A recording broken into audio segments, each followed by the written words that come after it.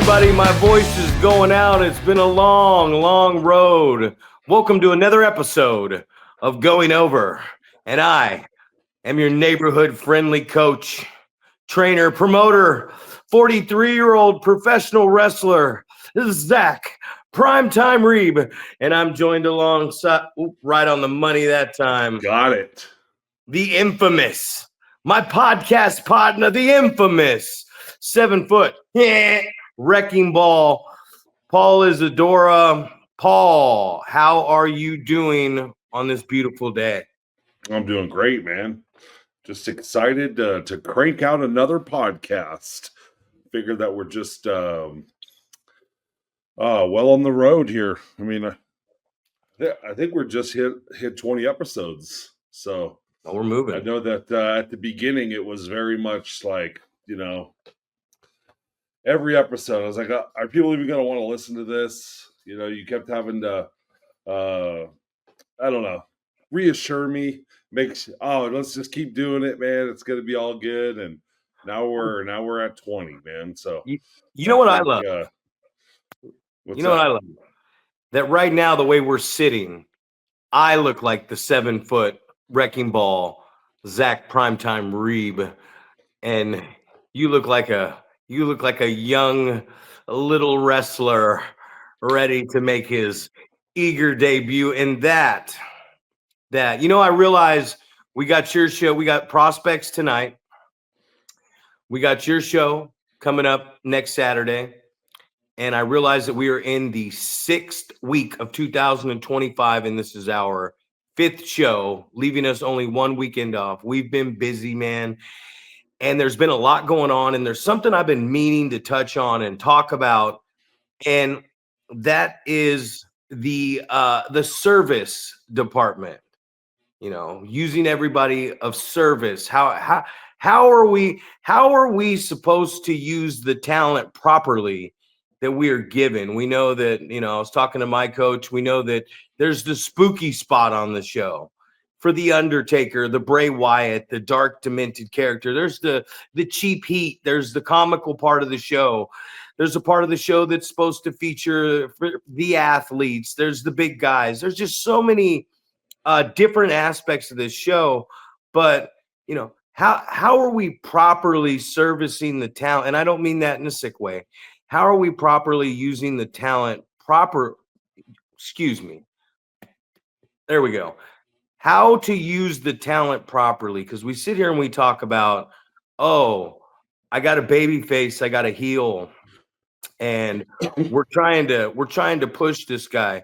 So just on this topic right here, and we'll come up with some different scenarios. But looking at the product at hand, if you have a babyface champion, right, and you're trying to build this guy up, in the process of building this man up, you got to look in that locker room. You got to look in your school. You got to look in your locker room, because there are guys in that locker room, guys and girls in that locker room that are looking to be elevated. They're ready, man. They're hungry. They're your own guys. They're your own talent sitting in there. You don't have to book the name. You don't have to book guys coming from, 6-8 hours away, whatever. You got guys sitting and girls sitting in that locker room that are ready to be elevated. You got a babyface champion that you're trying to push. In this case, let's say Illumide. We're trying to push Illumide. And right now we have Travis Alexander sitting in our locker room, who's doing some really fine business with Illumide right now. And he's starting to really get over with the fans. He's executing everything well. When you look at this process right here, you go, we're trying to build a babyface champion, right? We're trying to really get him over even more with the crowd. He's got the look, the athleticism, the size. He's got it all. And we got this guy coming up who also has the look, the athleticism, and the size, which makes it very believable that this could be either one of these guys could really beat the shit out of each other. You know what I mean? You don't know who's going to win. They stylistically match up well. And then you got to let in my case, you let the heel know you're doing a great job. But your job is to make this baby face a stronger baby face. We need him elevated, and you're doing a great job of elevating. But after you have elevated him and the talent goes, okay, I didn't win the belt, right? I didn't win this belt. So the elevation's over. I'm done, right? No.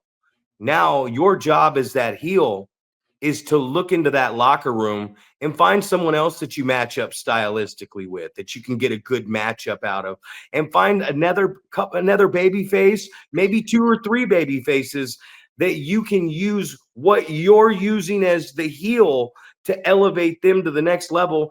And that's the topic I wanted to start out with. Like I said, we got so many scenarios, but it's something that when I've been sitting with my coach in the booking, he's really been opening my eyes to a lot of things. And now something for after 25, 26 years, it's like learning something new for the first time. Just boom, your mind explodes. And now I'm seeing talent for different reasons. And I'm seeing these people aren't just for a match. This person isn't for you're going to win the belt in 6 months. Let's talk with you about your thoughts on whether it's the heel, the baby, some young guy in the locker room. What is your spots of using the talent properly and finding guys that aren't over yet and elevating them up in the next level so your company can be successful for years to come in the future? Yeah, absolutely. I definitely think that's what you should be doing, right? You should be looking around and and I guess for me it's not just within my company. It's trying to look at we talk about Randy Hockdorfer, right? Giving us this gold, right?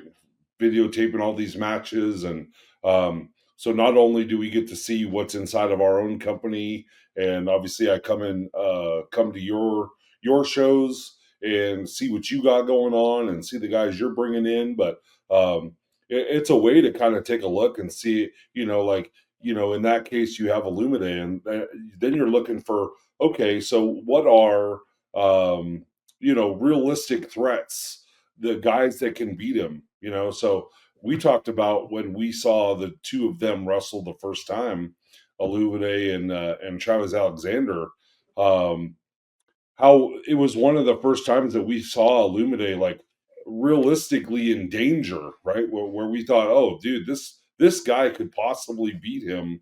And those are the type of guys that you need to think about developing, right? You find those guys, and I know you talked about you like Eric Dennis as well, right? Just the persona, right? Of that he's an ass kicker, right? He potentially is going to have that ability to have people in danger, where you think like, okay, well, this guy is a credible foe for some of the guys that I have. So I think like kind of looking around and looking for those type of guys, and I also think it's important to have guys in your locker room that are more veteran guys, right? We talk a lot about Boyce LeGrand, and how a lot of times very underutilized, right? You have this great mind for the business. You have a guy that can go out and work with anybody. And that's the type of guy that can elevate guys as well, right? Um, doesn't necessarily need the main event spotlight, but could take it at any time, right? If you needed him to be in that spot, he could do it. So, I think that there's definitely some matchmaking that you need to do, but there's also finding those guys, and obviously you have to test them, right? Put them in a match with somebody that's competitive with them, and see if they can elevate the other guy. Because not everybody can do that. Not everybody is built for the main event spotlight, right? Sometimes, and I remember talking to Adam about this early on in our careers, and how he was talking about how he felt the pressure of being in the main event, that he had to have the best match every night, right? Because that's what the company counts on, from the guy that's in the main spot. So I think it's just as important, to look for guys that can elevate other guys, as it is to try to determine which guys are the guys that you can really go, hey, I'm going to push this guy, and they can handle it, right? Because not everybody is in that situation where they're going to be able to take that pressure, perceived or not, to have the expectations that, hey, we're going to put you in a high level match and you're going to deliver. So a lot of guys think that they can do that, and obviously you'd like to try to help guys get into a spot where they can do that, but it's not the spot that everybody needs to, or that everyone can do. We talked about on the last episode that there's so many different spots on the card, right? There's so many different jobs that people need to do, and sometimes you need to be the guy that gets beat up, and sometimes you need to be the guy that's gonna elevate people to the next level, right? I think it would be naive of us to think that everyone can be that person that's going to be able to elevate other guys. Sometimes you have to be the guy that can take the best ass kicking, and sometimes you have to be the other guy. Like we look at Travis Alexander and we go, this guy looks very credible as far as beating people up. So I think there definitely has to be a balance of those things. And I mean, how do you go about finding those guys that you go, hey, I think this guy matches up really good with the thing I'm pushing right now. I think he could be a good foil for that guy, and he can help elevate him. Like Illumide, I feel like really gets over with the fans. Everybody gets behind him. He's a credible character, right? Chiseled out of granite. We talk about, puts the work in the gym. Student of the game. You talk to me about all the time about him saying, "Hey, I watched this episode. I learned this." Always asking questions. Those are also the things that go into being able to elevate people and stepping up your game is being able to be humble enough to say, hey, I don't know everything. Give me some help, right? Talking to you, talking to me, boys, a lot of the guys that have been around, or you have some people that just get it as well. So I think those are the guys that you go to and you talk to and say, hey, man, obviously you're doing something right. Can you watch my match? Tell me what I'm doing. Or, hey, this is what I'm thinking about doing in my match. What do you think? So how do you go about finding those guys that you think can challenge people that you want to elevate? Well, shit, man, there's a lot. You just touched on a lot, and my poor brain was trying to hear the things I wanted to hear and bring about. First off, I'm going to go back where you were talking about Eric Dennis and you were talking about Boyce LeGrand. So in comparison with those two, it's so many light years apart from each other right there. Like when Dennis came in, when the bad man came in, we were just starting prospects. So I kind of got to look at him, for the first time at how he worked and what his character was or where he was trying to go with things. And I got to look at him, and he was a good kid who had but then as we brought him back the second time and gave him more of a match that needed a little structure to see what he had. I saw that, physically up here, if something didn't go the way he wanted it to go, he kind of shut down.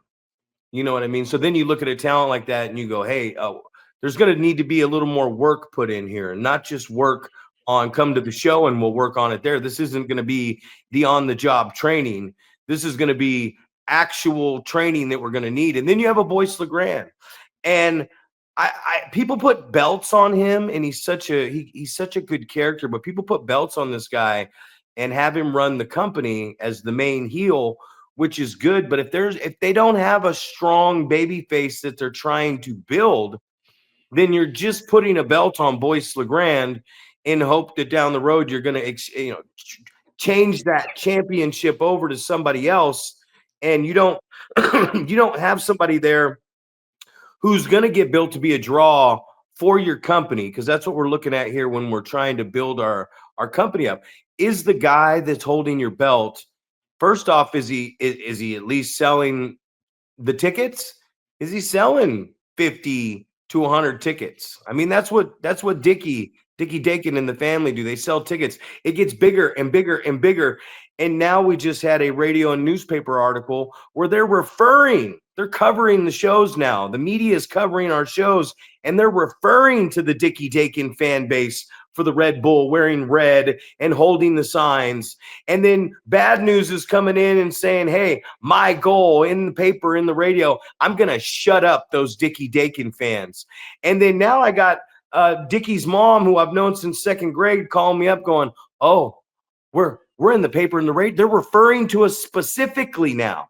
I said, yeah, it's becoming a thing. And she's like, well, it's going to be a bigger thing now because we're going to get more people there. And as a promoter, that's what I love, because all these new fans are coming in. They're feeding off this movement of a wrestler's mother. You know what I mean? And these aren't just family members. This word of mouth is traveling. The radio, the newspapers getting into it.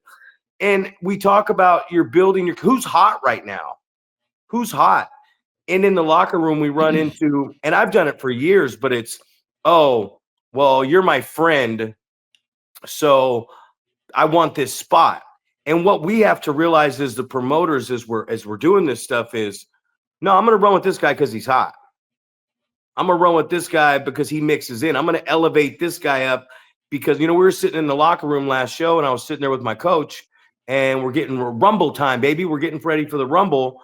And I look over, and Rick is telling the other guy, like, hey, you eliminate me. And then my coach goes, well, you're already winning this thing, and you're already over. And this guy's getting his heat back, and we're tied in right here. Who left in this group that's going to be at the end of this Rumble needs to be elevated? And my immediate reaction, it popped, boom, in my brain. I pointed at Angel Escobar. And I'm like, that's who. And we had this kid. We've had him in gimmicks, belts on him, everything in the last 4 or 5 years. We just couldn't get him over. He just couldn't get over. And he came out number 28 in the Rumble. And the people that he eliminated and how he was booked in the end of this thing, in 4 minutes, he got more over in 4 minutes in a match he didn't even win or wasn't even a match than he had in the last 4 years. And that's what I'm talking about, the proper usage of what you have in your locker room, man. It ain't so much the baby face, the heel. Those things can flip around. The fans are going to dictate all that stuff. It's the idea of, holy shit, we're out here trying to steal the show. Let me tell you something. I might have said it in another podcast. Your goal is not to steal my fucking show. I already have it booked who's going to steal my show. So if you think you're coming into my show and you're going to, in the opening contest, go 20 minutes and try to steal the show, or somewhere on that card, try to steal the show match-wise, when I already have those guys that I have given that up, that their job is to steal that show type match tonight. If you come in and go, well, I'm going to steal the show, then you're not doing me any favors as a promoter. Get the fuck out of here. I don't need you, because that's not the attitude I need. And you mentioned Illumide. We mentioned Alexander. We mentioned some of these people. The best thing a promoter could ask for, man, is somebody who is going to show up. And it doesn't mean they have to not hear the idea or anything, but someone who's going to show up and do what you say to do. Like, this is where I'm going. I need you to do this. This is your job tonight. This is why you're getting paid. We've agreed on this. Do this. Because the people that go against the grain, the people that change the finishes, the people that decide, oh, he didn't put a time on there and I'm the first match, so I'm going to go 30. Dude, no, you can't do that, because you're just trying to get yourself over for no reason. You're hurting the rest of my card. You're hurting my main event. You're hurting my champion. And I need to know, as a promoter, who can I use that I know is going to work that spot I gave him. Vince DeMarco was a great example, man. Him and the Mafia. I knew I could send him out first. They weren't going to kill the card. They weren't going to do too much. They were going to build up the heat. They were going to set the tone and get the fans involved in the action. So over the years, I guess that's a question I'm going to strike back with you. I just said Vince and Chris Corleone with the Mafia. American Pride, Derek Sanders and Nate Rules were a couple good guys to throw out there early on, which became main event guys, but the crowd responds to them well. And getting that understanding on the show that, hey man, you don't have to do a lot, because these fans, and we say it all the time, and here's something I'm going to hit you with, and we talk about it all the time too. I'm just in one of those moods, man. I'm pumped up about wrestling right now. But you could have the greatest match in your mind in the world, and if your finish goes to shit or doesn't make sense or doesn't come across right with the audience, that audience will not remember one thing you did in that amazing display of moves and bumps and athleticism. They'll be like, man, that was a shitty match. And you could have the world's shittiest match in the world. I seen it with Rick Luxury and an out of shape James Haight back in the day. I saw the world's worst matchup that the fans didn't give a shit about for 10 minutes. Nobody cared. Pin drop in the Oroville Municipal Auditorium. But then, dun, dun, dun, dun, dun, the finish is so good that the audience forgot they were watching boring dog shit for 10 minutes. And now they're into this finish because it's so amazing. So they forgot. Amnesia hit seconds later that this was the most boring display of two guys in the ring. And now they're just heavily involved in this finish. And it was a great finish with this huge pop.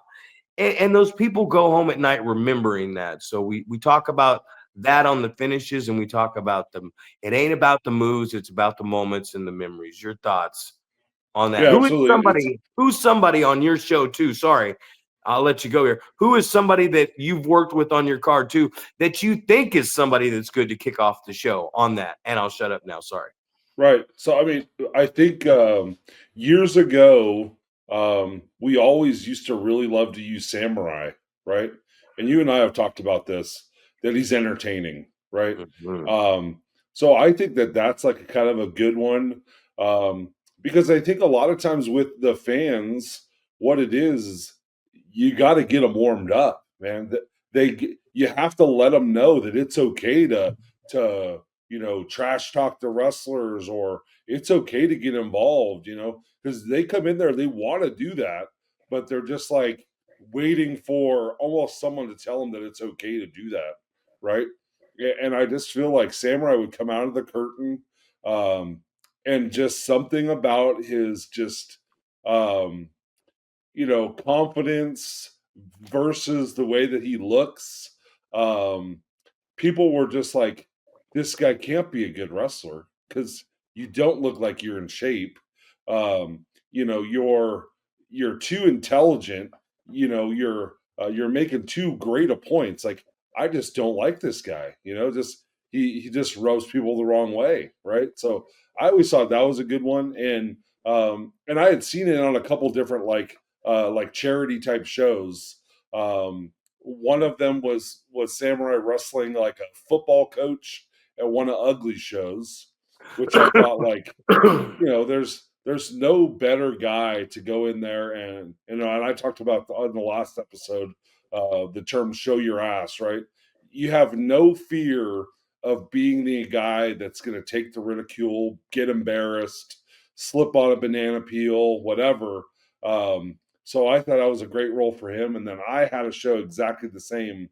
That it was the football coaches, and he was gonna Samurai's gonna come out and he's gonna talk shit about their football program, and you guys can't win anything, can't win the big game, all these things, and the football coach comes out and kicks his ass, right? So I definitely that was the first thing that popped in my head when you said those people that are for the moments, right?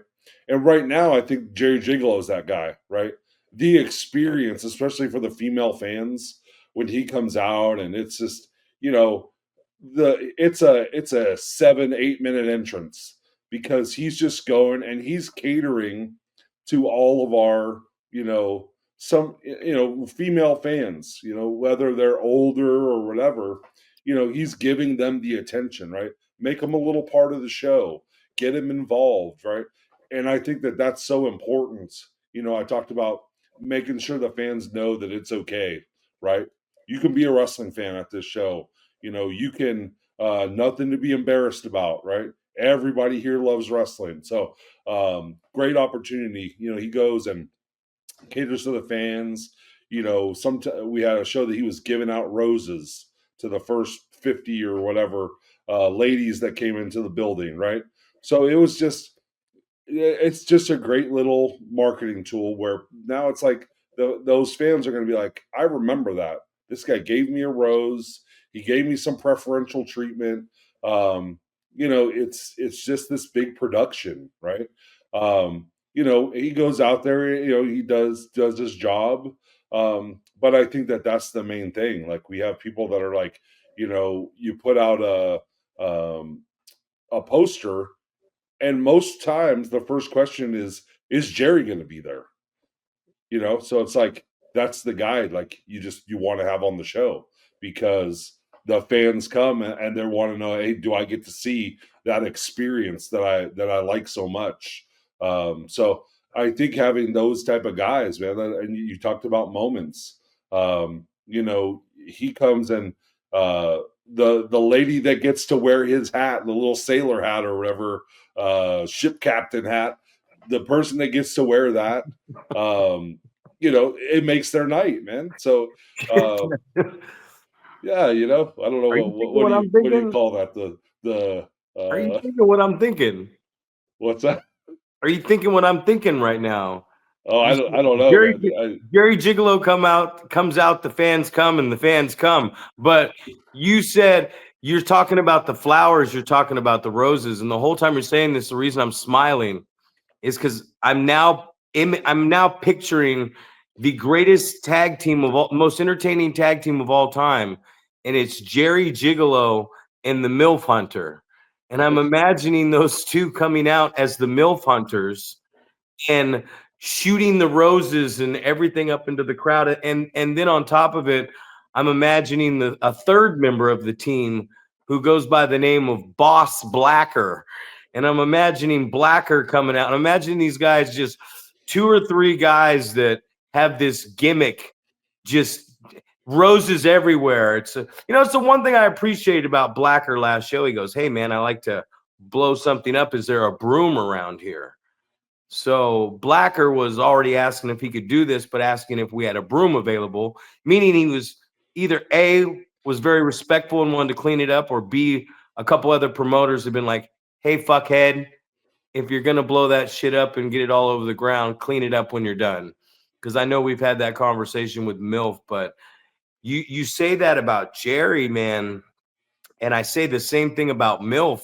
It's like, if those two came together in that gimmick right there, oh man, it wouldn't even matter if the headlock was on tight. You know what I mean? It just, nobody cares if it's a Ricky Steamboat arm drag, or we've hooked elbows and we're do-si-doing around the ring. No one cares about the Beal bump at this point.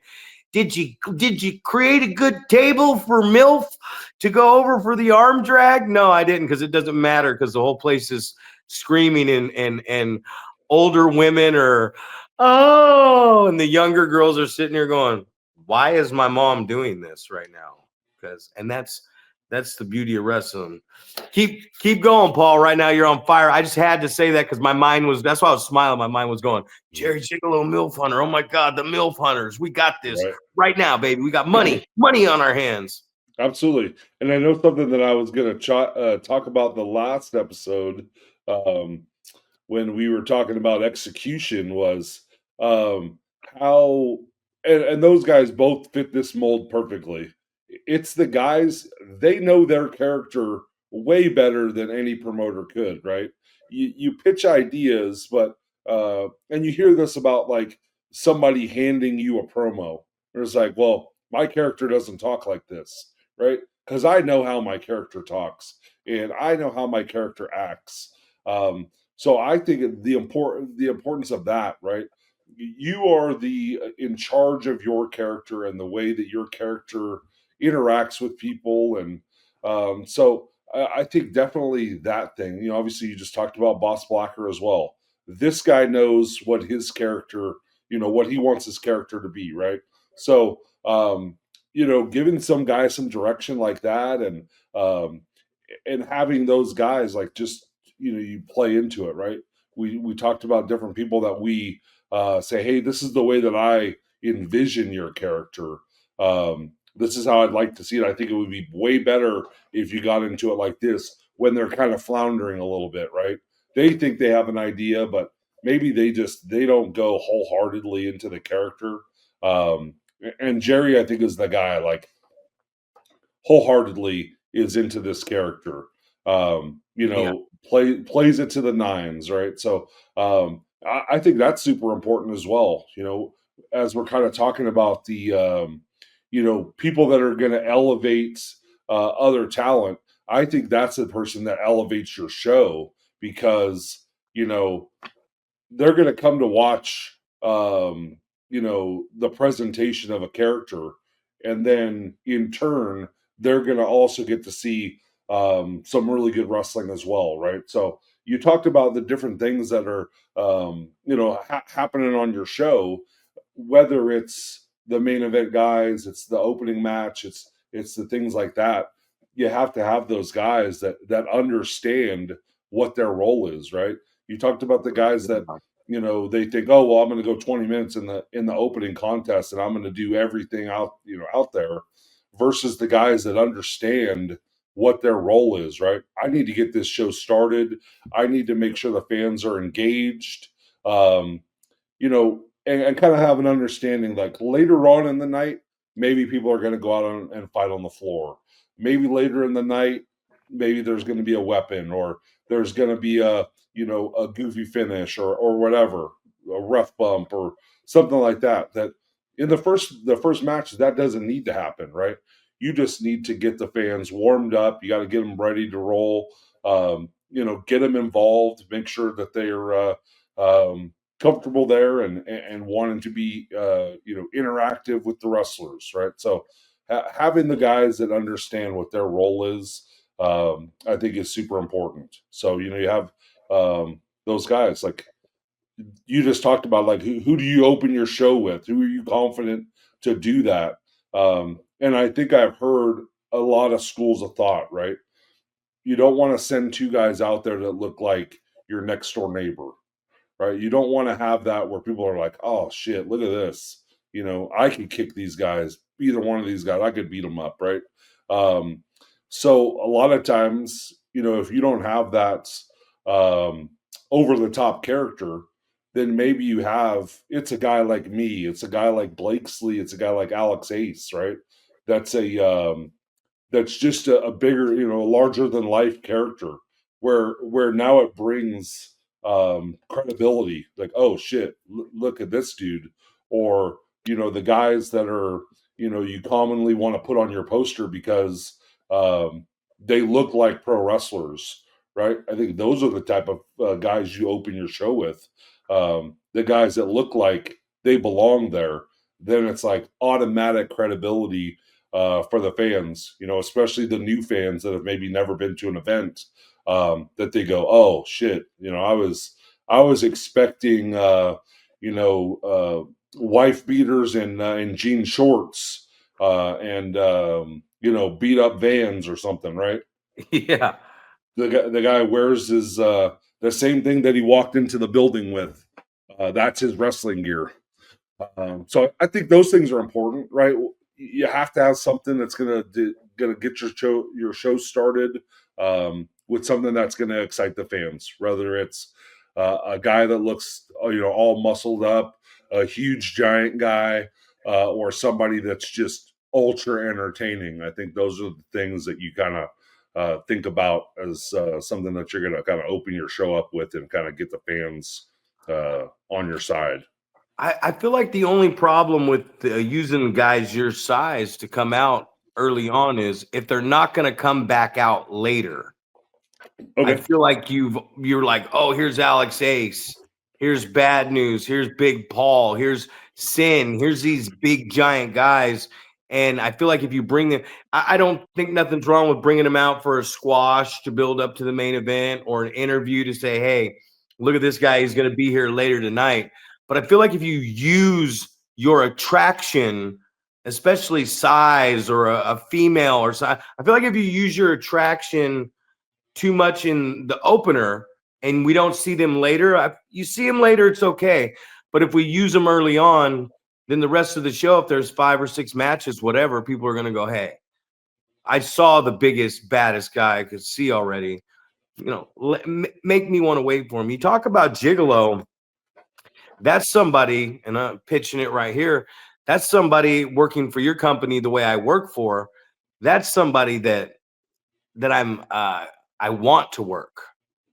I want to get out there and I want to work with Jerry Gigolo because he's over as a baby face and he's not out there hitting a lot of big moves. And as I get older, I go, who can I elevate for your company that I can go out there and have a good night with? I always talk about the elevation change, being old, all this shit. But, Jerry he's a perfect example of a guy I want to work with in a nice little opener, or to get myself over in a tag match with Christian or something. And I look at, you said Samurai earlier, man. And I talked to Samurai. If we're getting the Samurai that I'm gonna have to just go out there and work and make a couple memories with, yeah. But if we're getting that Samurai where, man, I'm at the anniversary show and I'm gonna dive off the top of the basketball hoop or the balcony, no, I don't want to be down there to catch him. I don't want to do that. I want to go out there and I want to make everything the way it is. And we're talking about those opening moments. You will find that on your card. You will find those people as you start to develop these characters. You'll go, okay, well, Dickie. Well, that's what I was gonna say is. So I'm watching Raw on Netflix. I can finally start watching this stuff now because it's on Netflix and I have Netflix. And Jey Uso comes out after he wins the Rumble. And God, that place is they're going ape shit in Cleveland, right? So this is another example. It didn't need to be a match because he's so over as this sympathetic babyface that they can, relate to. He comes out, he's doing his thing. He does it for 5 minutes. He gets in the ring. 5 minutes goes by to open the show. And he stops to go talk and he's choked up. And the crowd starts chanting, one more time, one more time. And he's looking at him. He's acknowledging him, right? That's all it takes. Just acknowledge them. I was going to call them motherfuckers, but just acknowledge them. And then he's hearing him and he goes, yo, play it. And they start it again. Ooh, and he's doing it again. And he got 6 to 8 minutes out of this thing where he's just doing this. And the crowd is lit, man. They're up. They're on fire. He's got them. And you could send Jey Uso. And my thoughts went, man, you could send Jey Uso to, what is it? How many more days till WrestleMania? I don't know. Let's just say 30 days till WrestleMania.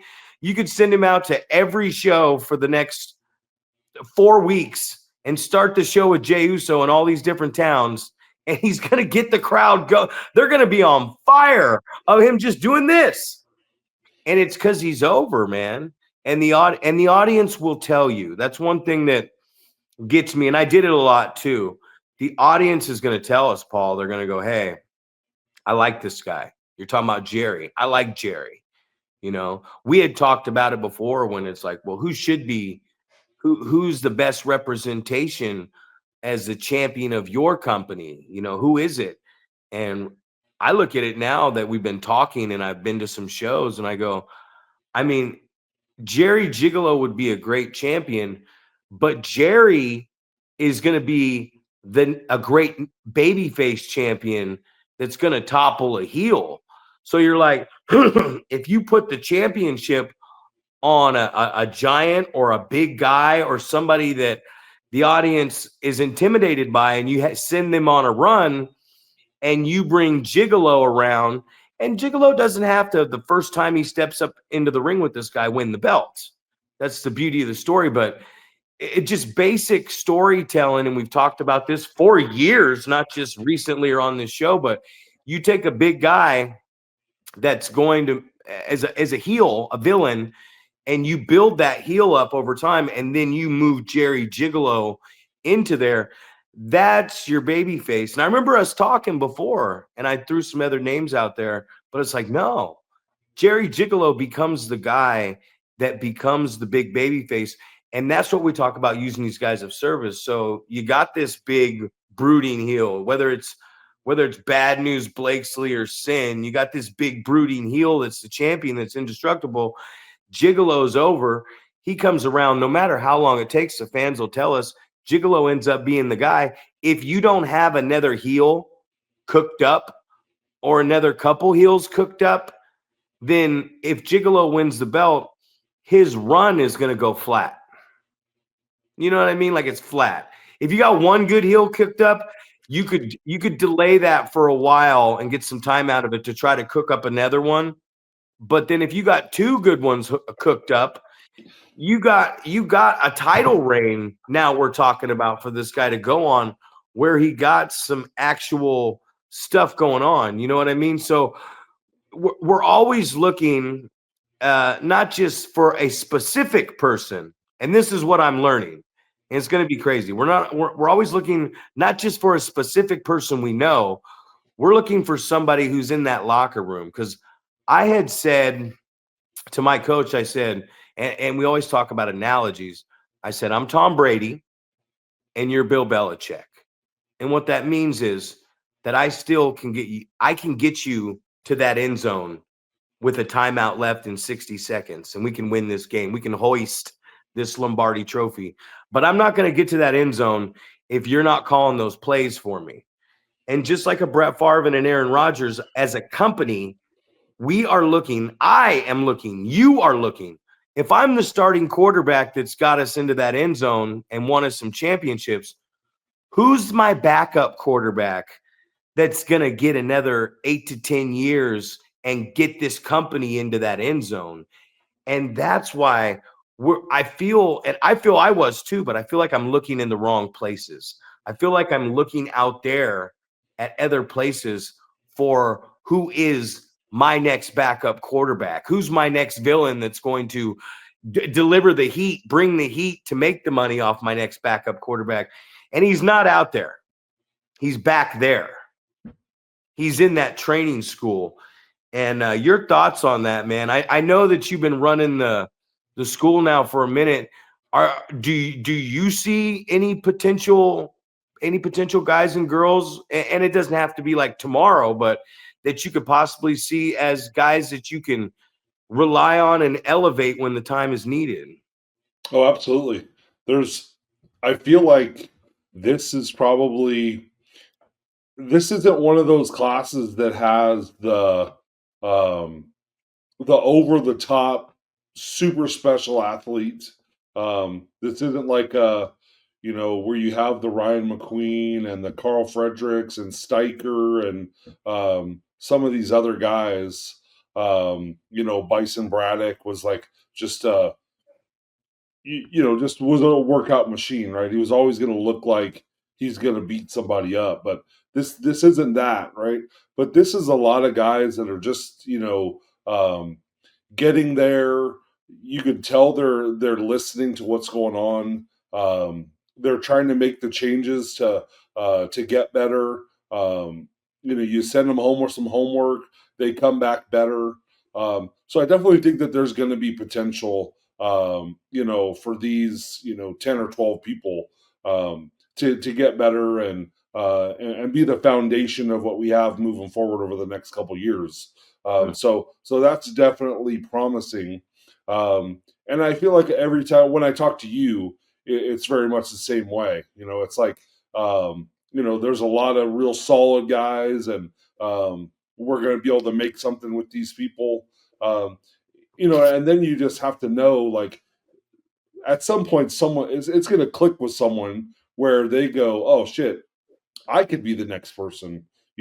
I could be the next person that gets in there and makes a difference. And and it's just the little things, right? It's like it's just showing up. It's doing the extra stuff, like we talked about in the last episode with, can I help with ring crew? Can I sell tickets, sell concessions, take jackets to the back?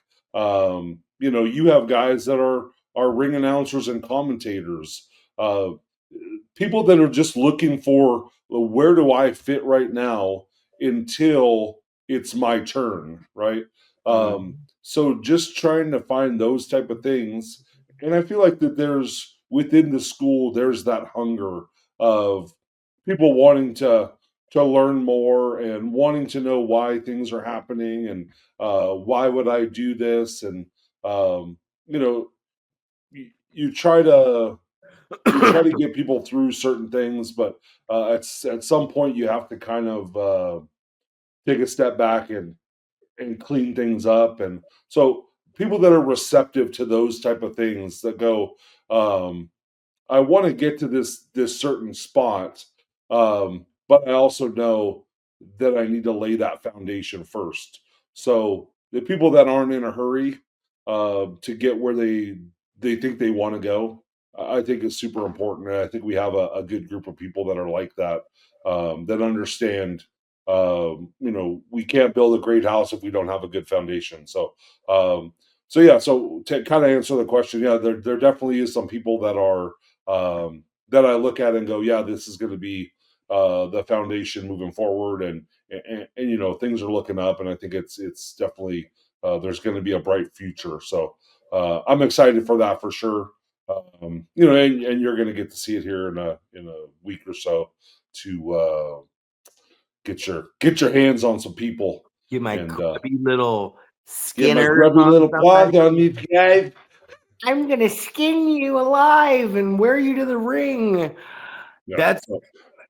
That's it though. Like you got to look at this as, and it all goes back to the same thing.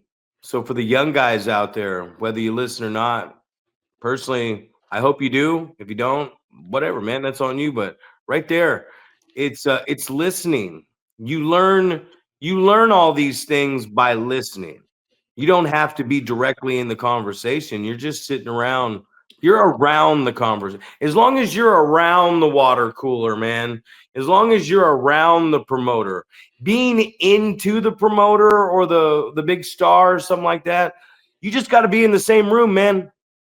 You just got to get a ticket to the same conference, the same seminar. If you're sitting in the same locker room, you don't need to be talking to John Cena. You just need to be listening when John Cena talks. You could be 5 feet away, 25 feet away. As long as you're listening, you're gonna pick some of this stuff up, because a lot of this stuff, I mean, what's really impresses me about some of these guys is, and I always say his name by name, excuse me, that was from my my big burger that I put down. But I say these people's their names specifically, but the truth is, we got guys that, somebody gets in an accident or somebody can't make the show or they get sick.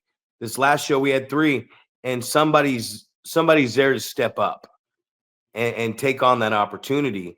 And that opportunity comes in all forms. It's like, hey, the Dickie or whoever, we threw you to the deep end and we put you in there with someone that could help you swim, but you swam. You didn't just float, you swam. We keep putting you in these opportunities that you're not ready for. And for you young guys out there, I want to specifically tell you, you could be physically ready to protect yourself. You could be ready to cut that promo. You could be ready but you are never ready for that spot. If you haven't done it, no matter how much training, no matter how much you spend with the coach or the promoter, the opportunity to go out there and wrestle a 7-foot Paul Isadora in front of 1,000 fans with TV exposure, whatever, if you haven't done that, you're not ready for that. And that doesn't mean that you're a failure. That doesn't mean you're going to flop. And even if you do, it means you can't get good at something until you get thrown to the wolves, man, until you get thrown out there. And I'm not just saying, hey, train for 3 months and we're going to throw that little turd burglar out there to do a squash match on a show right out of the crowd. No, I'm not saying that. That's a mistake on our end. I'm saying you're never ready for it. I was never ready to go to APW. I was ready, but I had never been in the ring with JJ Perez on the fly doing what I did. I hadn't done that yet. So I had to go out there and let's cross them up, pray for the best, man. I wasn't ready to wrestle a 7-foot giant. I wasn't ready to wrestle a 500-pound guy. I wasn't ready for these things. And there were things I didn't know how to do. We went back and looked at our match review. Holy shit. I did a lot wrong wrestling you 10 years ago. I go back when I wrestled Blakesley. I go, man, there's a lot of things I learned from that because I can't do this with him. So you're never ready for it. So for you young guys, if the opportunity comes up, listen, go out there, get it done, and don't be too critical and hard on yourself. Let the coaches, let the experienced guys give you that criticism.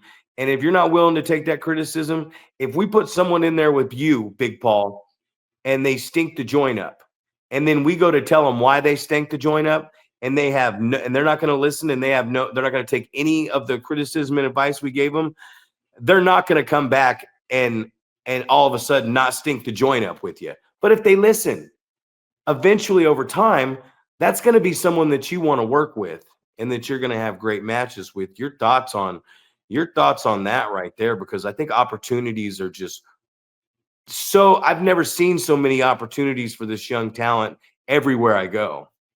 Absolutely. And I feel like that's just, it's life, right? We're going to have cancellations. We're going to have people, hopefully we find out weeks in advance before a show. That way we have a little bit of ability to make some changes. But,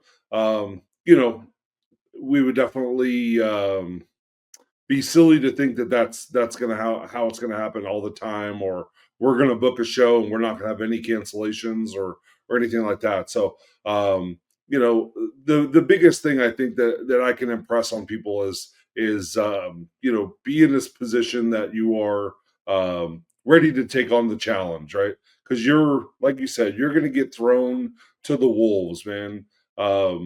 You're going to have to go in there and you're going to have to fend for yourself a little bit. Hopefully you're going to, hopefully you can fall back on your training and your trainer's done a good enough job where you're going to be ready for a lot of situations. You can never be ready for all of them. You never know what the situation is going to be as you get into it, but just obviously be open-minded, be hungry, be eager to learn. I think that's, as we're doing this podcast, and as I'm watching wrestling matches, it is the biggest frustration, I think, is the things that we've talked about on here that people have the ability to listen to, and then you watch a match and you go, nope, they didn't listen at all. Either, and I told you before, like, there's a few situations. Either you don't know that the resource is there, you don't think you need the resource, or you just don't give a shit, right? And hopefully it's not the latter. Hopefully you're not taking advantage of the resource, knowing it's there, thinking that you need the help, and then you just go, you know what? Screw it, man. I'm not going to pay attention to that. I'm going to do my own thing. Who cares? So go ahead. I was talking to Rick this morning, and I was telling him about a wrestler that had a bad attitude, and it's like, man, you do a lot for people, and he says, man, you know what? He said, it's like raising a kid. So we have all these kids, right, that we're raising, and it makes it easier for us when one becomes a shithead and doesn't listen, or back talks us, because we have another kid over here who will listen. So it's easier to whatever with this kid. But kids, as they grow, they love their parents. Oh, I love you. Feed me. You're great. And then all of a sudden that kid starts to act like he knows more than the parent. And then he starts to backtalk the parent. And then now you're like, God, I have this kid that I have to deal with. And then that kid grows up. And the kid, usually if it grows up and you raise your kid right, that kid will grow up and be like, hey, man, I'm sorry I gave you so much shit. You were right the whole time. I just didn't like it and I didn't want to listen. So we are definitely falling in that category, because I remember being that kid. And we always have to remember with the young talent out there, it's the patience. You're looking at a young talent right now, whether it be 19, 21, whatever, and they may not get it. And then one day, whether it's 25 or 26, if they're still cracking around the business, they're going to get it. Or somebody's going to tell them the exact same thing that you were trying to tell them, but they told it to them in a different way, or they're higher up or someone where they want to be, and they listen to it that time. So I don't think so much it's not people are listening to what's being said and the advice. I think a lot of people, they're getting so much advice. There's so much advice being handed out, whether it's by a quality instructor, a quality promoter, a quality booker. There's so much advice going around that they're just trying to process what works for them. And you'll find out, because you'll either stop. I mean, you'd mentioned him earlier, Ryan McQueen. And I remember when he was coming up, it was like, wow, this kid's, but he didn't make it in a certain amount of time and he stopped. So it was like, that's somebody that liked wrestling. He didn't love wrestling. Wrestling wasn't his love. And I've heard so many people go, well, if I don't make it by this age, I'm done, which that's your own prerogative. But this isn't something that you're going to learn overnight. This isn't something that you're going to be great at in 2 years. This is something that over time, 4 or 5, I always tell people it's like a 5-year program. Excuse me. No matter how athletic you are or anything, somewhere around that 5-year mark, everything's just going to kind of click for you. You're going to go, oh, shit, that's what Paul was talking about 4 years ago. It's like my recovery. The steps I run through. And then my sponsor looks at me and goes, wow, you get it now. It's all one thing. We just had to stupidly break it down into these steps. But all the steps are just one basic sentence.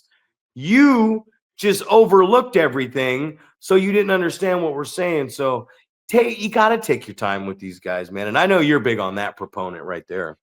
Of course, yeah. And that's just for me that I think it doesn't need to be a sprint, right? I understand that it's a marathon, and I think it's just from the experience of coaching and playing basketball, just understanding that's kind of where we have to be. You're not going to become a Kobe Bryant, a LeBron James type of talent overnight, right? Those guys had to put in thousands and thousands of hours, whether it was getting up shots, working on ball handling, things like that. Too. On their own, right? Exactly. So, and I think that's important that we impress that upon our students, right? Hey, we're going to train for 6 to 8 hours a week, but you're not going to get great because of those 6 to 8 hours a week, right? You're going to get great by talking in the mirror, doing things on your own, getting up 100 times at your house between trainings, right? So you understand that this is the routine that happens every single time. I just talked to guys about locking up, right? It's like your lockup looks like shit because it looks lazy. But guess what, man? If you have more repetitions of it, it's going to get better. And the only way you can get more repetitions is if you get more repetitions, right? Practice with your buddy that you come to training with. They think it's some phony thing that I say, that it used to be like, instead of shaking someone's hand, I'd lock up with them, right? I'd see him at a show, and you just knew, right? You'd make the eye contact, and you go, "This motherfucker's going to try to lock up with me right now. I better be ready." So it sounds funny, but it's like these are the things that we did, right, to try to get better. Because if I can go around and I can lock up with 30 different people at a wrestling show that are all trained to be wrestlers, I'm probably going to get better that day. So just taking those steps and doing those things. Well, looky, and I've got hooky. And for you young kids out there that don't know what that is, that's Dennis Hoffman and Rufio Robin Williams from the movie Hook. Go check it out. It's a great movie. You might learn a little bit on this storytelling and proper usage of characters. Paul, we done it again. I feel like maybe one day we should devote 24 hours to this. And check out the Reno Wrestle Factory next Saturday, February 15th, from the Excel Christian High School. I'm Zach Primetime Reeb. That's Big Paul. 7 foot Isadora. Going over.